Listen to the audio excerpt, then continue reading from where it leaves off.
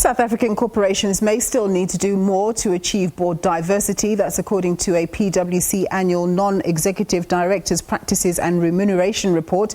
Women remain in the minority among the JSE's top 100 companies. It's also found that the number of board members serving in South African organizations remains unreflective of South Africa's racial demographics. Well, for more on this story, we're joined by Leila Ebrahimi. She's from PwC. Thank you so much, Leila, for joining us. Now, what were some of the main trends that came out of the report, particularly in relation to fees paid to directors, non-executive directors? Yes, thanks for having me. So, as you've mentioned, some of the stats in terms of diversity, both in terms of racial diversity and gender diversity, were a little bit disappointing. I think we haven't seen much movement there, or not so much as we would have hoped.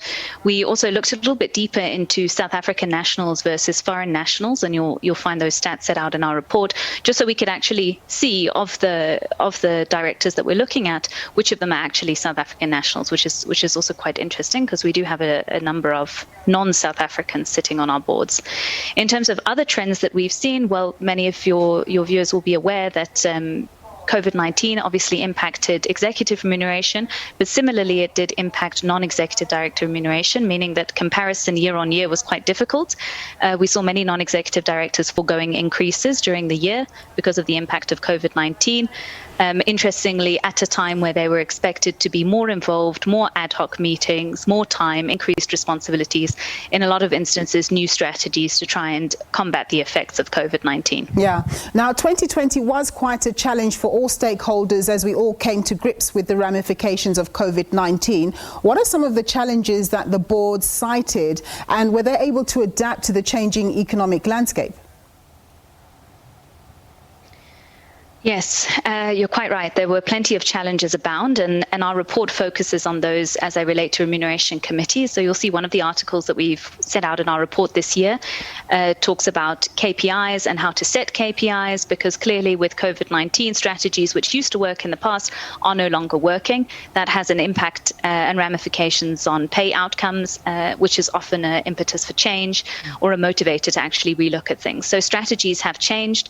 It meant that boards did not feel that they necessarily had all the information at their fingertips, which they would have liked to have. So that's kind of necessitated an inquiry into how do we get more information, real-time information, at the hands of non-executive directors so that they can make decisions in an informed and efficient manner. So we've talked about a board dashboard there that could be investigated as a solution to that. In terms of the KPIs and strategic guidance, looking at the ways that performance is assessed. So not only does diversity and ESG come into that and saying we cannot narrowly look at financial performance, we need to go wider, we need to look at longer term performance, we need to look at what the organization should be becoming, what the purpose of the organization is.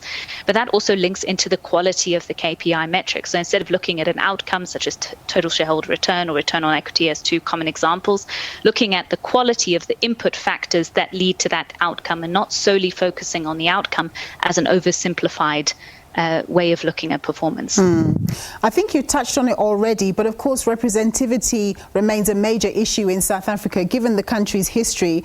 Are we making any progress in this regard from a race and gender perspective? So progress is very slow. We definitely, and we've noted it in our report, we felt that there isn't necessarily the sense of urgency that one might expect to see in terms of diversity.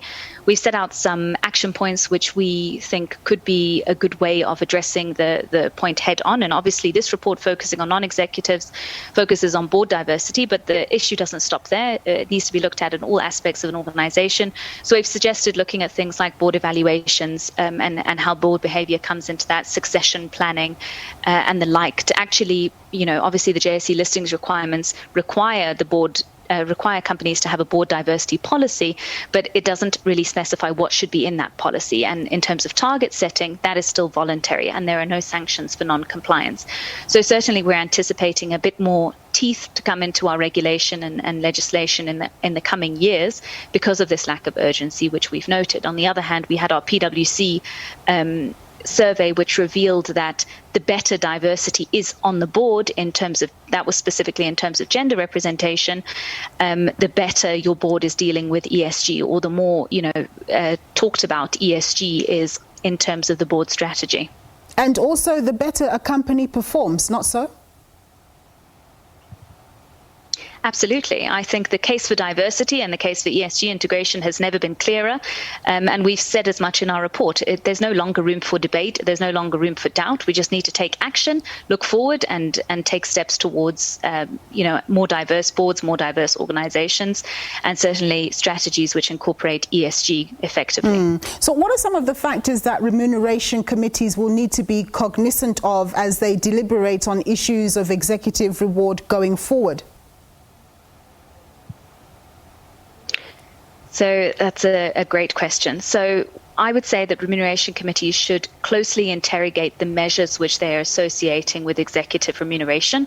So when they're looking at executive remuneration, as I mentioned earlier, not merely looking at an oversimplified output measure, but really looking at the quality of inputs. So there's been a lot of movement towards things like a balanced scorecard, and looking at how performance is measured, because clearly in a COVID world, performance is all over the place. And what we've traditionally seen as performance has been very narrowly defined as financial. So that's the one thing. There's a strong push from investors. We've seen a lot of shareholder activism in South Africa in terms of incorporation of ESG metrics. And of course, that embodies diversity in and of itself, because the C in there is social, which obviously links to transformation goals and the like. So we're really challenging boards to look at these issues in more detail, to debate them, make sure they have the strategy on the table, interrogate them, grapple with them, and then bring them through into the executive pay structures to really try and influence behavior within the organizations. Leila, thank you so much for your time. That was Leila Ebrahimi. She's from PwC.